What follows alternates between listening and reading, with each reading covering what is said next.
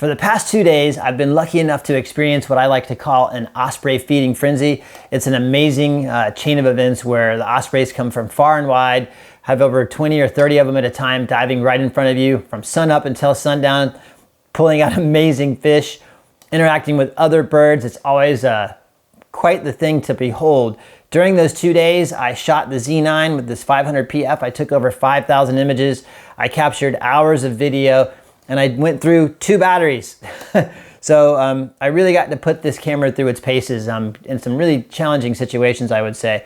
I will have a full review, or not review, I'll have a full video highlighting all of that coming up. I'm actually working on it now to be my regular style video where I kind of take you along with me and give you a front row seat to all of the action. So if you haven't subscribed yet, go ahead and do that. I think you're gonna be really pleased with everything that you see.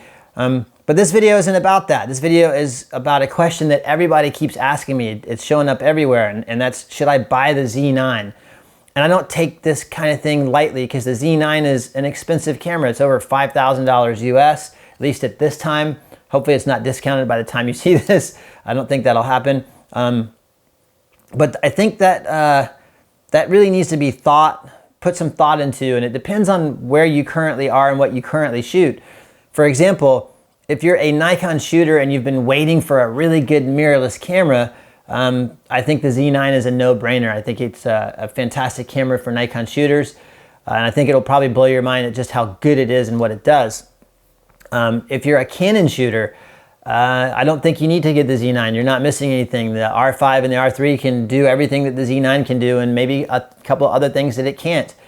If you're a Canon shooter that has some old Nikon glass, maybe you migrated from Nikon to Canon to get a good mirrorless camera, then maybe it would make sense to buy a Z9 and adapt your old glass and use that old glass. I would say the same if you're a Sony shooter. If you are a Sony shooter, there's no need to get the Z9. In fact, you might be disappointed because there's some things that you can't do on the Z9 that you can do on the Sony A1. I'll detail those things a little bit later in another video. If you are a Sony shooter that moved from Nikon to Sony like me, and you have some old Nikon glass that you would like to utilize, then it might make sense to get the Z9 and be able to use that old glass that you probably are fond of. And I think that's about where it sits. All of the mirrorless cameras, the Z9, the R3, the R5, the A1, they're all fantastic cameras, and they're all capable of capturing incredible images and video. They won't make you a better photographer, but they might make some things a little bit easier to do. I always got to say this too, a disclaimer, nobody's paid me to say any of this. This is just my opinion. So take it as that. It's just my opinion. Don't get bent out of shape. That's just all it is. And it's just based off of a lot of experience with these cameras. If you have any questions about the Z9, go ahead and leave them in the comments below. I'll be doing a video where I just answer all of those questions to the best of my knowledge. If you haven't subscribed yet, go ahead and do that. Share this video if you thought it was helpful. Like it. All that good stuff. And like I said, I got some really good stuff with these Ospreys of these past 2 days.